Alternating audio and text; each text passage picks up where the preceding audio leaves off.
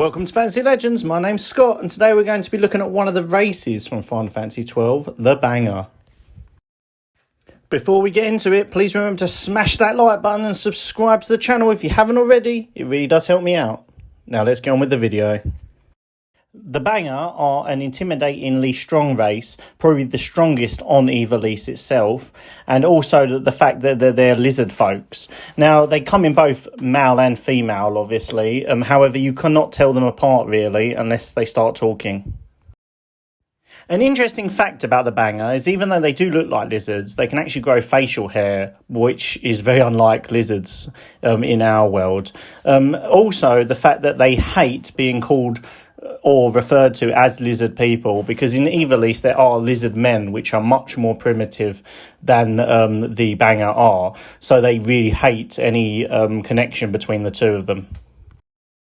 They can live up to twice as long as the humans do in Ivalice, which is quite interesting. However, obviously, Ivalice being a warring sort of world, quite often most people do not live to old age in that.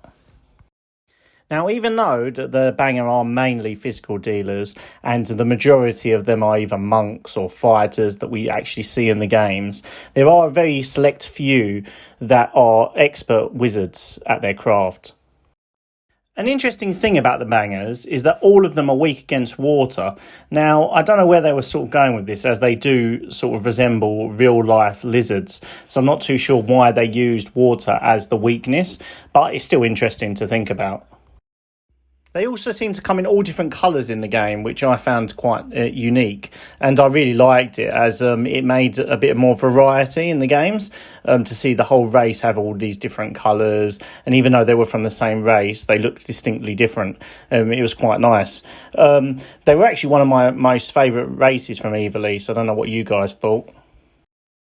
Like I said, I really did like the Bangaa. This is the thing with Final Fantasy XII. They don't really seem to go too in-depth into their sort of races that they had. They had a very big variety and a very big variety world in Ivalice, and it was brilliant to see. However, lore-wise, they didn't really go too much in-depth into it, whereas I found Final Fantasy X sort of went a bit more in-depth into each race and why they were there. However, you know, with some of the races there also, they didn't really give too much of a backstory to.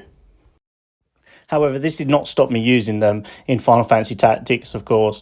I use them quite a lot as a gladiator. That would be my number one choice for them. Let me know in the comments down below how you use them in Final Fantasy Tactics, or did you like them in Final Fantasy XII? They were just, for me, they were quite interesting because obviously they were lizards folks. We didn't get too much of that in the Final Fantasy series, so it's just nice to see different races, to be honest with you.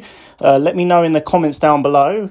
And yeah, please remember to like and subscribe to the channel. Thank you for listening.